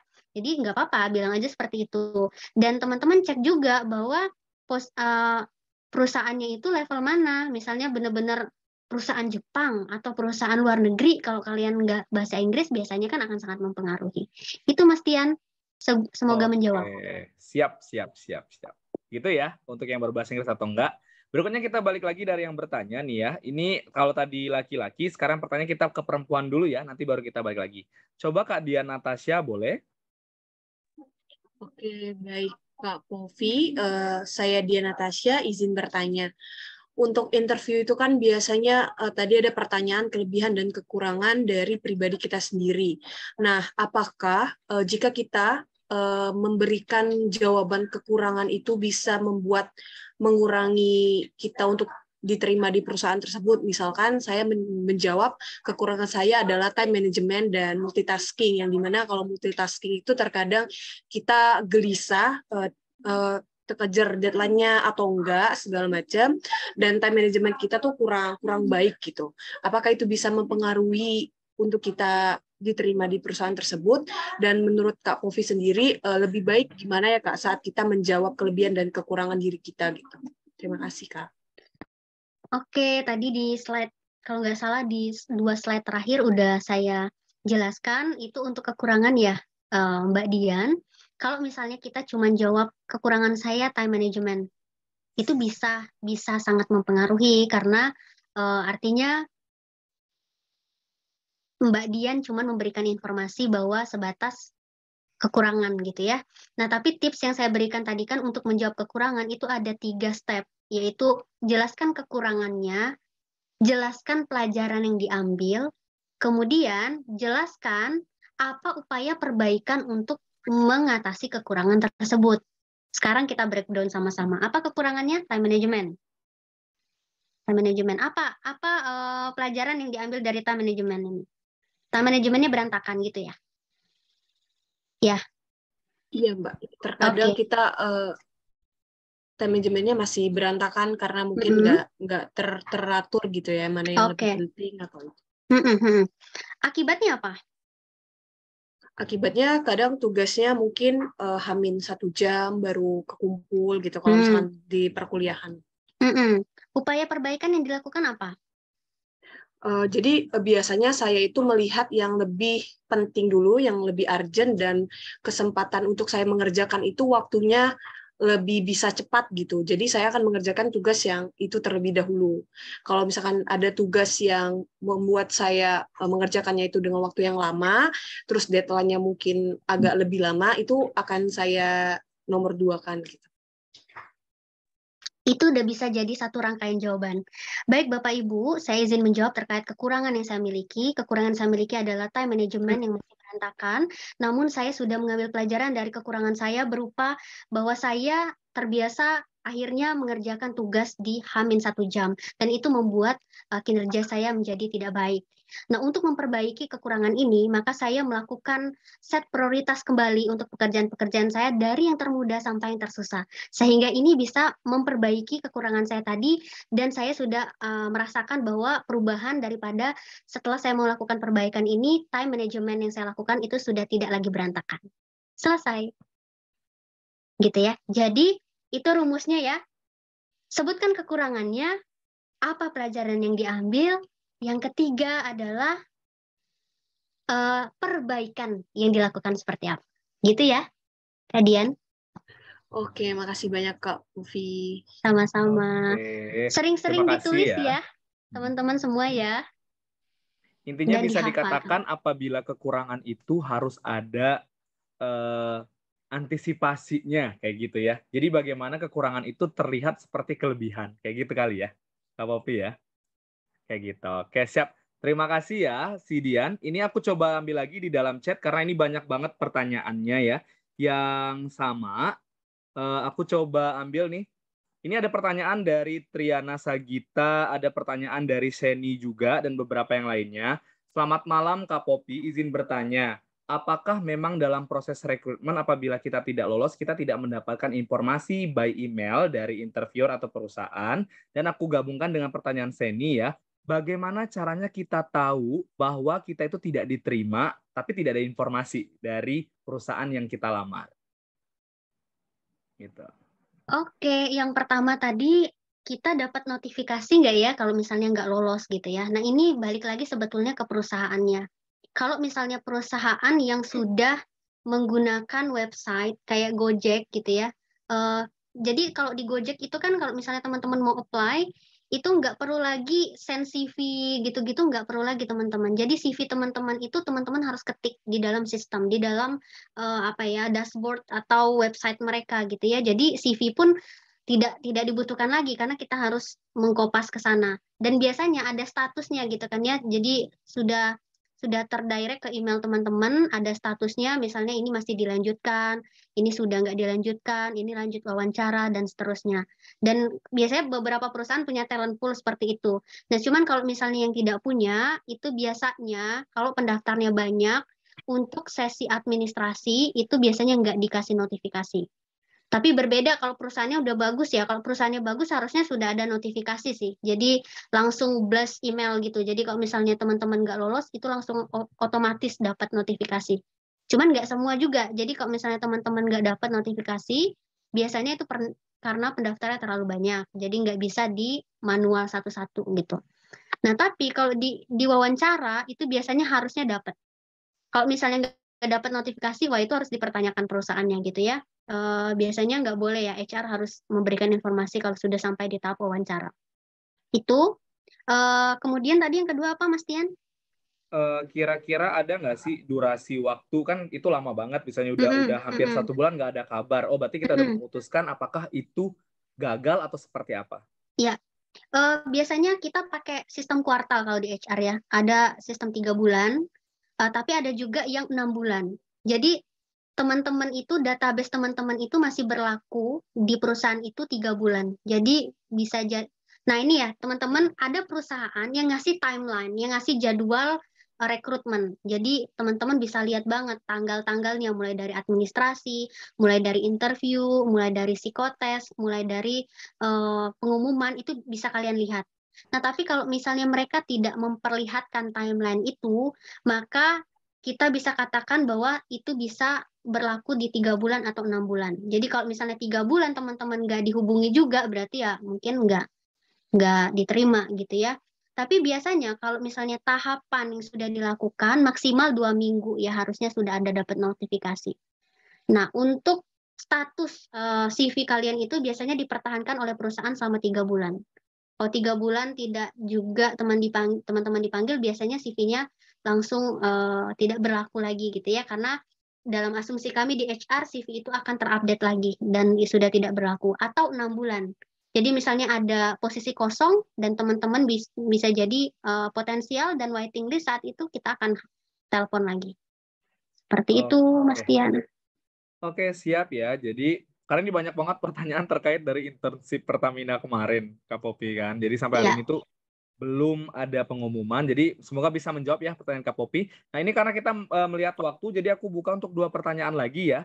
Yang belum, nanti mungkin pertanyaannya boleh dimasukkan ke grup. Nanti saya teruskan ke Kak Popi, nanti Kak Popi bisa voice note kali ya. Kayak gitu ya, biar kita sama-sama adil. Yang di chat juga gitu ya. Oke, aku mencoba Kak Popi deh coba memilih siapa di antara ke-11 yang raise hand Dandi. Kayak gitu. Waduh, Masya Allah. Terima kasih ya teman-teman antusiasnya. Oh, ini sebetulnya saya mau ngobrol semua. Mas Tian, saya boleh gabung nggak ya ke grup sampai hari Jumat? Nggak Jumat sih, sampai hari Minggu. Jadi saya bantu jawab pertanyaan teman-teman di grup. Nanti saya akan keluar grup di hari Minggu gitu ya. Oh, boleh. Nanti dia boleh. Nanti kita coba diskusikan setelah ini ya Kak Popi Iya, ya. mungkin kayak Oke, gitu aja siap. ya nanti ya. Oke, mungkin Mas Dimas silakan karena dekat dengan layar saya. Oh ya, baik. Terima kasih Kak atas waktunya. Perkenalkan, saya Dimas Ardiansyah dari fresh graduate S1 Pendidikan Vokasional Teknik Mesin. Saya mau menanyakan dua pertanyaan Kak. Jadi saya lulusan pendidikan teknik mesin. Nah, di situ saya selama perkuliahan saya diajarkan lebih ke tentang cara mengajar ke siswa gitu Kak. Nah, tapi dalam bidang kayak industri itu saya sedikit diajarkan, bahkan cuma satu pengalamannya tuh cuma di magang industri aja Kak, dan itu hanya 2 bulan saja. Terus yang saya mau tanyakan adalah satu, ketika saya ingin melamar di perusahaan BUMN, tepatnya di industri, bidang industri itu Kak, kalau misalkan di bidang saya dari pendidikan itu, cara pas di interview itu cara menerangkan saya supaya HRD yakin bahwa saya mampu atau bisa berkontribusi dalam bidang industri itu tuh gimana ya Kak cara menerangkannya. Terus yang kedua, saya merupakan ini Kak, mempunyai kalau kekurangan saat komunikasi itu terbata-bata itu Kak, dan sulit untuk menemukan kata-kata yang pas untuk menjelaskan apa yang saya maksud itu Kak. Nah, saya takutnya pas ketika saya di interview itu tuh saya kayak tidak bisa meyakinkan HRD gitu Kak. Ya itu cara mengatasinya gimana ya Kak? Terima kasih. Oke, boleh saya langsung jawab Mas Tian? Boleh, silakan. Oke, oke Kang Dimas, sebetulnya pertanyaan kedua dulu ya. Komunikasi di interview itu nggak perlu teman-teman berkata-kata setengah bahasa Inggris, setengah bahasa Indonesia, atau bahasa-bahasanya bahasa-bahasa planet gitu ya, sehingga orang sampai mengira bahwa ini orang jenius gitu, nggak juga. Sebetulnya nggak apa-apa, yang penting apa pesan yang mau disampaikan itu sampai gitu ya. Jadi untuk bisa berlatih pesan itu sampai, itu dilatih terus aja. Bahwa itu tadi ya, kenali sampai ngelotok kalau bisa ya, sampai di luar kepala banget diri Mas Dimas itu seperti apa, profilnya benar-benar dikuasai gitu ya. Terus perusahaan itu seperti apa, kompetensi, kualifikasi yang dibutuhkan bagaimana, culture perusahaan itu dipahami. Dengan begitu nanti akan keluar dengan sendirinya. Meskipun kita nggak punya komunikasi atau bank kata yang banyak, itu biasanya tetap akan sampai gitu ya. Kita di HR juga nggak meminta orang yang pintar public speaking gitu ya. Yang penting bisa mengeluarkan apa yang ingin teman-teman katakan dan sampai pesannya ke kami. Kira-kira gitu, Dimas. Kemudian tadi yang pertama, mohon maaf saya masih agak kurang ngeh. Pertanyaannya gimana tadi? Intinya aja. Intinya adalah saya fresh graduate dari pendidikan gitu Kak. Jadi pendidikannya pendidikan teknik mesin. Nah, ketika saya ingin melamar di industri, itu tuh gimana caranya menjelaskan ke HRD supaya kita bisa diterima di dalam industri itu. Soalnya bidang pendidikan itu tuh lebih tepatnya diarahkan ke bidang guru gitu Kak umumnya. Oke. Tapi kan secara teori kan dipelajari dong, teknikal ya. Kemudian pernah internship teknik atau secara teknikal pernah punya experience untuk di area teknik, bukan pendidikan, ada? Ada Kak, magang. Itu benar-benar itu dikuasai. Magang itu ngapain aja gitu ya. Saya punya pengalaman magang selama 2 bulan, yang saya pelajari ini, yang saya lakukan ini. Dan ini sangat relate atau relevan dengan teori-teori yang saya pelajari selama di pendidikan teknik. Apa tadi, teknis ya? Apa sih? Teknik mesin Kak. Ya, teknik mesin gitu ya. Jadi dijelaskan bahwa pengalaman yang teknik tadi relevan dengan teori-teori yang dipelajari selama ada di teknik mesin gitu. Dan ini membuat saya yakin bahwa saya bisa menjalani job desk atau pekerjaan yang ada di industri ini gitu. Selain daripada itu, saya mempunyai semangat belajar sehingga saya pun merencanakan untuk meningkatkan kompetensi saya melalui bootcamp misalnya. Jadi selama proses kita menunggu panggilan pekerjaan, ikut-ikut aja, Mas Dimas. Ikut bootcamp, lihat YouTube bagaimana mengoperasikan teknik mesin itu secara teknikal gitu ya. Nah, itu dijelaskan. Saya juga punya daya belajar yang sangat besar sehingga saya juga sering mempraktekkan ini itu. Saya suka melihat YouTube bla bla bla, itu dijelaskan. Kan itu udah banyak tuh ya poin-poin yang bisa kami tangkap. Daya belajarnya bagus.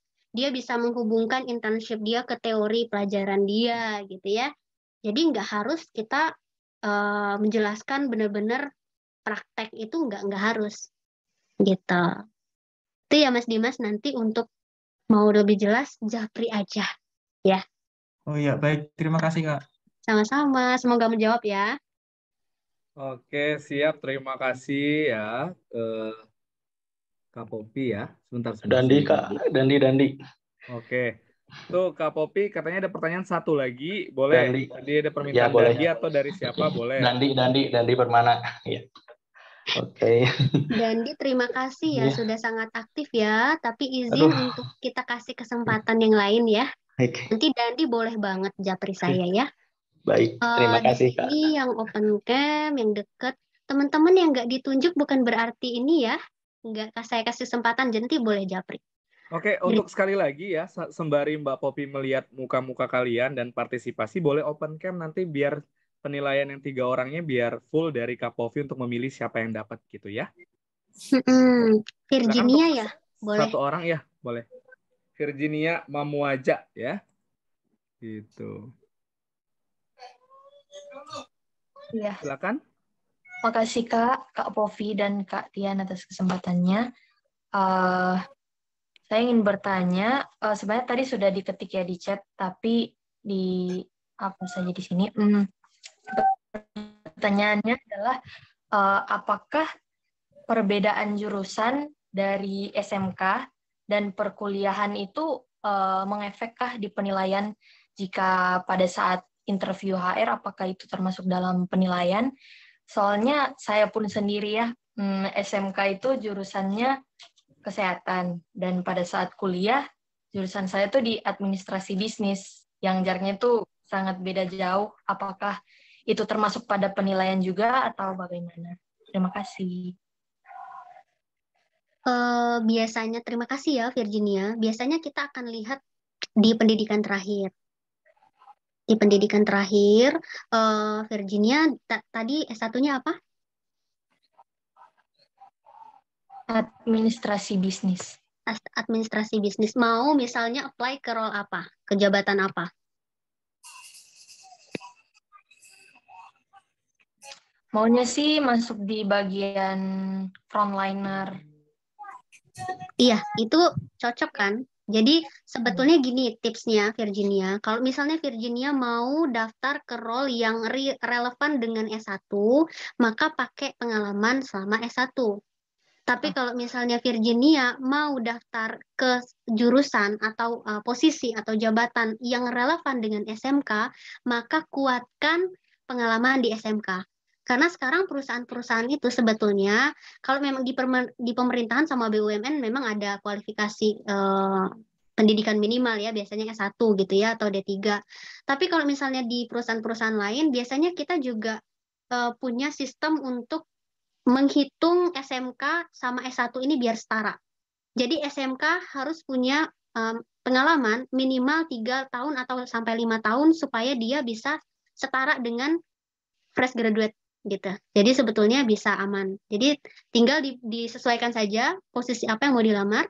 Kalau lebih relevan dengan S1 silahkan kuatkan di achievement atau pencapaian selama S1. Kalau relevan di SMK kuatkan di pengalaman SMK. Gitu ya. Virginia. Makasih banyak, Kak. Oke, siap. Terima kasih ya. Semoga bisa menjawab teman-teman semuanya. Oke, aku ini dulu aku remote. Oke, baik teman-teman semuanya. Bukan berarti ini kan waktunya udah malam ya. Jadi nanti setelah ini tenang aja. Kalian yang masih di dalam grup, nanti aku akan undang Kak Popi untuk masuk ke dalam grup Telegram. Dan Kak Popi akan ada waktu sampai dengan hari Jumat, teman-teman ya.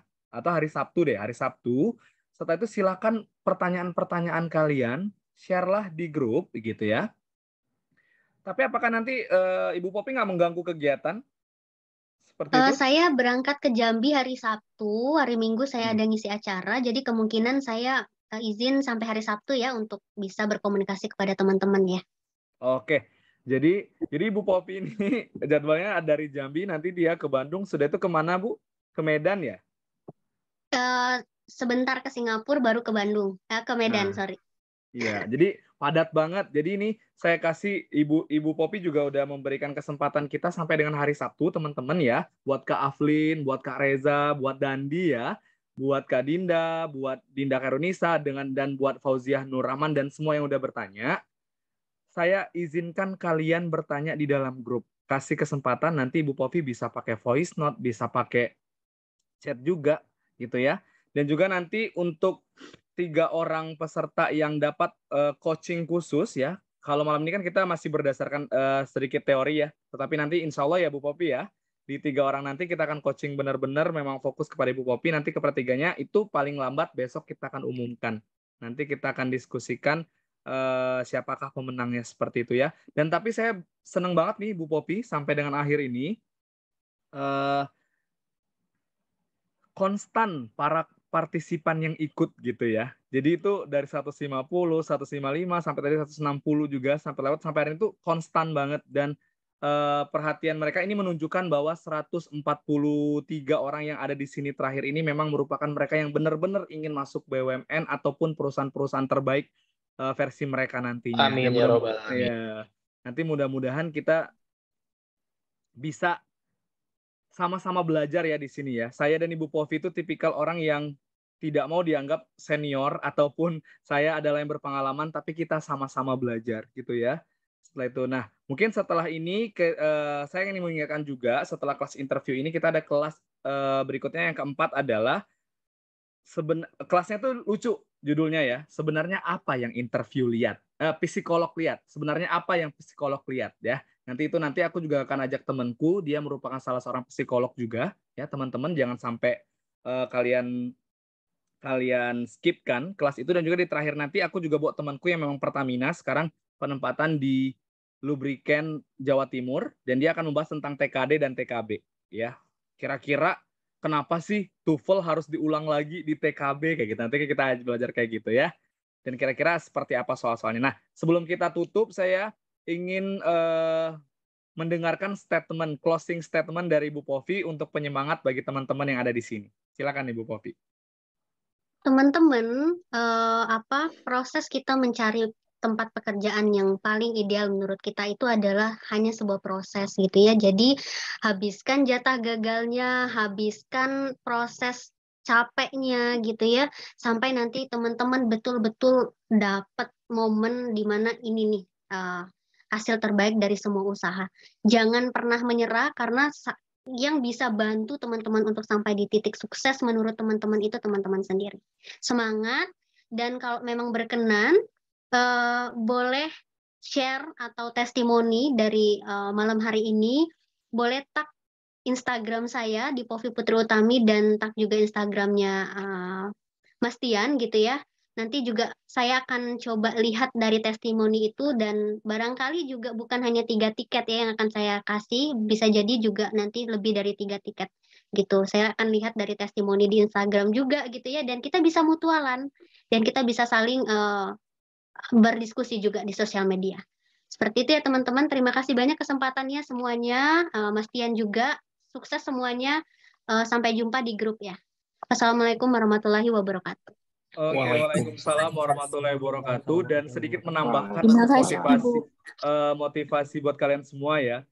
Kalian melihat saya, Bang Tian dan Kak Popi di sini ya, sekarang udah dalam posisi yang bisa dikatakan kan, wah Bu Popi kayak gini gitu ya, dan Bang Tian kayak gini. Tapi percaya nggak kalau dulu kita pernah di posisi paling down banget ya. Saya dan Ibu Popi ini kebetulan sama-sama bener merintis dari nol banget. Tertatih-tatih banget gitu ya.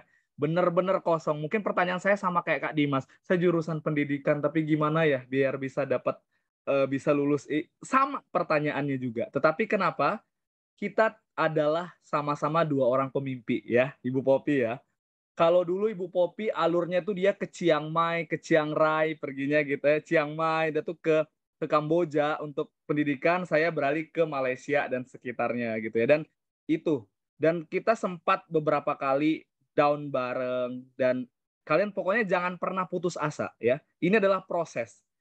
Dan saya harap nanti 141 ini menggantikan peran saya di sini untuk memberikan materi kepada para pejuang BUMN lainnya, gitu ya. Tadi seperti Kak Dinda, kalau saya juga kebetulan brand ambassador CSR-nya Subholding Gas ya. Jadi saya senang banget tadi katanya. Jadi kalau ada foto-foto terkait produk-produk CSR atau community development itu muka-muka saya banyak juga gitu ya gitu. Jadi keren, luar biasa. Oke. Sebelum kita berakhir, saya minta waktunya untuk kita apresiasi Ibu Povi gitu ya, kita foto bareng ya. Kita foto bareng dulu, nanti fotonya saya akan ambil, saya pandu, dan yang belum open cam, kita boleh open cam terlebih dahulu ya. Tadi ada informasi lagi dari Bu Popi kalau nanti yang dapat mungkin tidak hanya 3 tapi lebih dari 3 ya Bu Popi ya. Nanti saya mau ikut belajar juga gitu. Ya. Baik, saya akan hitung ya. Mulai hitung, ini dari layar pertama dulu, 3, 2, 1. Berikutnya di layar kedua, 3, 2, 1. Oke, di layar yang ketiga.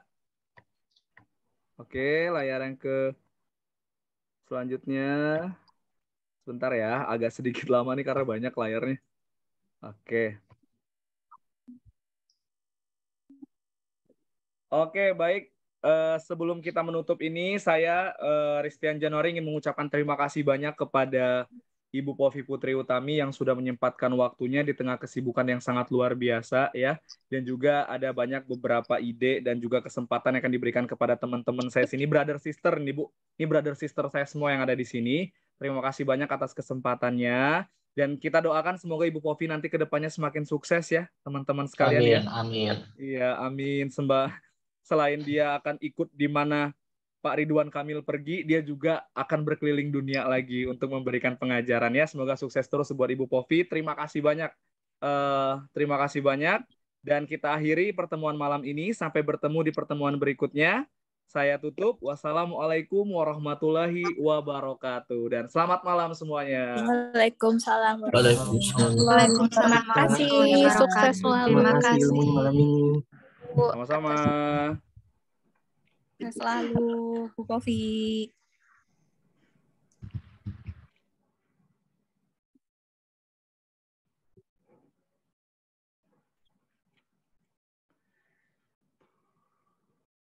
Oke, saya closing semua dulu ya. Silakan langsung pertanyaannya biar nggak nunggu lama. Klik langsung di grup, nanti biar Ibu Povi baca ya. Saya undang Ibu Povi dulu. Oke, selamat malam. Assalamualaikum warahmatullahi wabarakatuh.